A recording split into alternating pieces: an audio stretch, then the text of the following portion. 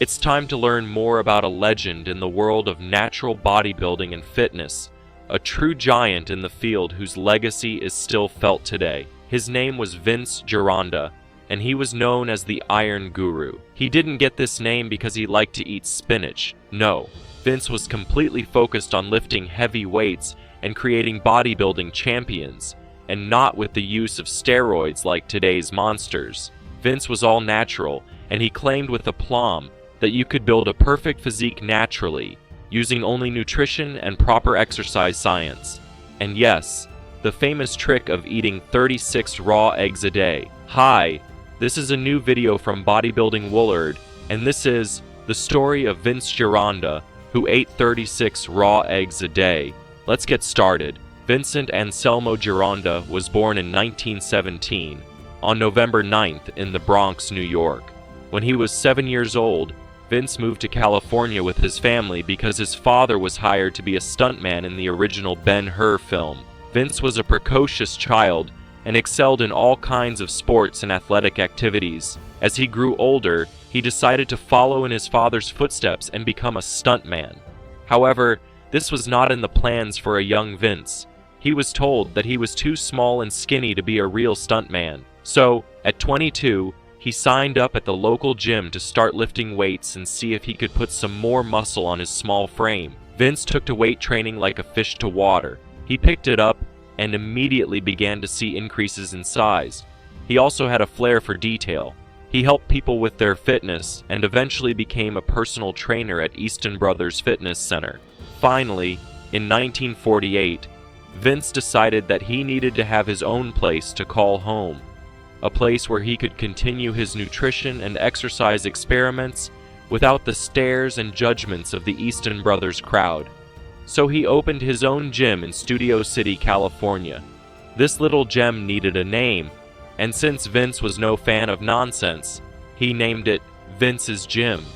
Of course, this little gym would become world famous and was even featured in the movie Boogie Nights. Vince spent years working on his physique and ended up creating an impressive body, proportioned, ripped, defined, whatever you want to call it. It's the body that most men want. So Vince began competing in bodybuilding competitions all over the country. Remember, back then, bodybuilding was relatively new. There was no Mr. Olympia yet. That wouldn't happen until 1965. And here's the craziest part of Vince's life back then. Even though he entered hundreds of competitions, he never won a single contest.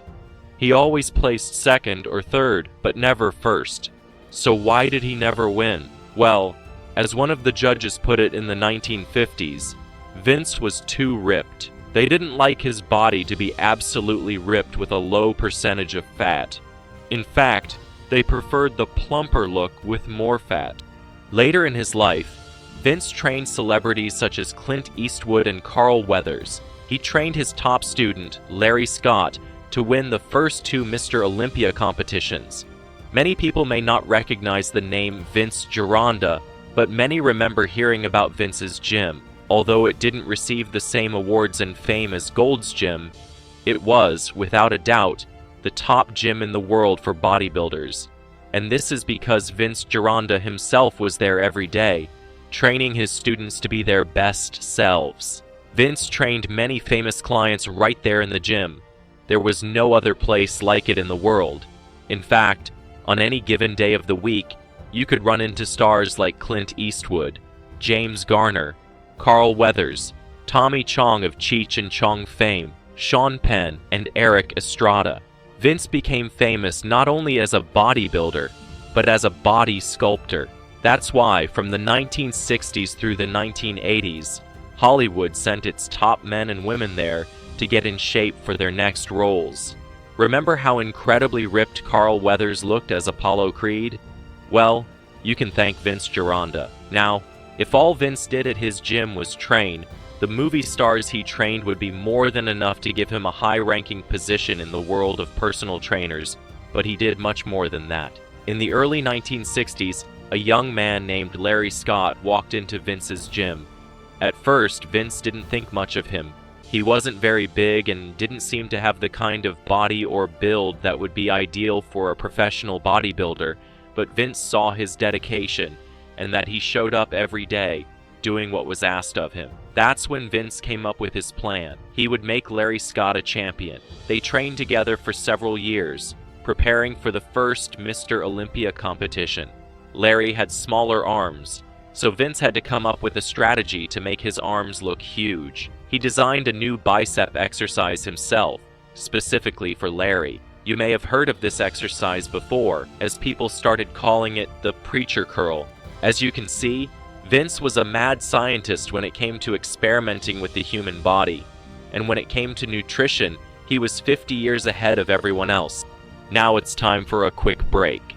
So if you're enjoying this video, please subscribe to our Bodybuilding World channel and give it a thumbs up. Have you ever heard of the keto diet? Vince taught keto back in the 1950s. He wrote an entire booklet on the importance of eating meat and eggs. He even predicted that scientists and nutritionists were wrong about eggs. He was proven right, as more than 50 years later, they're finally telling us that eggs are good for us again. And, believe it or not, red meat is making a comeback too.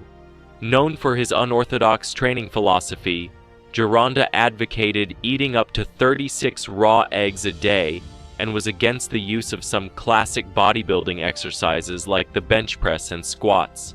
He is often credited with the phrase, "Bodybuilding is 85% nutrition." Today, a few weight training exercises are named after him, such as the Gironda row and Gironda push-ups. Vince was so ahead of his time that his competitors and enemies began spreading lies, saying that he was crazy and that his gym should be avoided at all costs because he was promoting pseudoscience. Well, many of his critics had no choice but to eat their words. On September 18, 1965, that was the day Larry Scott walked on stage at the first Mr. Olympia competition. When he walked out, people stopped and just stared. They had never seen a body like that. His arms were huge, his chest was a perfect V shape, the kind of body we all dream of having. When the dust settled, Larry was crowned the first Mr. Olympia and won again the following year before deciding to retire. One of Vince's students ran to the phone to call Vince in California and tell him what had happened. The story goes that when Vince heard that Larry had not only won, he burst into tears. It was his vindication. He had never won a championship himself, but he had trained the greatest bodybuilding champion in the world. Vince and Vince's gym became famous that day in 1965. Bodybuilders and movie stars from all over the world would flock to his gym. People like Hulk Lou Ferrigno, another Mr. Olympia, Frank Zane, and even a young, chubby Arnold Schwarzenegger. Vince's gym closed in 1995, almost 50 years later. Vince died less than 2 years later, in part because his precious gym no longer existed. Although Vince died in 1997, his legacy lives on to this day. There was no one like him before, and there will never be another like him. Vince was a rebel and one of a kind. His legacy is cemented in the world of bodybuilding. After training several Mr. Olympia champions, no one could doubt his methods anymore, though many try, even today. Unfortunately, his fame never took him as far as it should have. He created the preacher curl, the drag curl, the Gironda dips, the chest-level chin-up, and even the mythical seated row. He has taught low-carb and keto protocols since the 1950s. People around him thought he was crazy, and he rarely charged for this information. He would impress people at parties by asking them to point to any muscle on their body. Vince was no rookie when it came to nutrition. He also taught intermittent and extended fasting before it was even studied. He also researched supplements and was one of the first people to suggest taking amino acids to help build muscle. He realized since then that protein is broken down into amino acids, so he founded a company called NSP Research Nutrition in 1972, along with Ron Kozloff. Together they created the supplements used by actors, actresses, athletes, and world bodybuilding champions. Vince had a 5-day fasting protocol where you only consumed amino acid pills. This burned your fat while preserving all the muscle. He realized that beef liver was a secret source of energy, so he created dehydrated beef liver pills that are still used today. He knew that milk and eggs were two of the best sources of protein, much better than whey protein, so he created the world's first milk and egg protein powder, a product that NSP Nutrition continues to sell to this day. One of the best stories about Vince involves a young Arnold, who had just arrived in the country. He had read about Vince's gym in all the magazines, so it was the first place he went to when he arrived. He walked in and marched right up to Vince. He extended his hand and said, "I'm Arnold Schwarzenegger, Mr. Universe." Vince looked Arnold up and down, taking in every inch of his massive frame. Then he stopped for a second and said, "Well, you look like a big fat guy to me." To say that Vince was rough on people would be putting it mildly. Fortunately, Arnold stayed and trained with Vince, learning many of his secrets. Arnold later spoke about what he learned at Vince's gym in his best-selling autobiography. It's extremely difficult to capture Vince Gironda's legacy. His methods and techniques were slowly absorbed into the mainstream over time. If you tell someone you're eating low-carb or doing a short fast, many won't bat an eye. But somehow that way of eating came from the mind of Vince Gironda. When you're in the gym doing a preacher curl or a drag curl, you can thank Vince for that. Vince passed away in 1997, an old man with no regrets, thankfully. His legacy lives on through all the courses, books, seminars, and notes he left behind, and of course his supplement company NSP Nutrition continues to this day selling the same high-quality products that Vince personally designed and sourced all those years ago.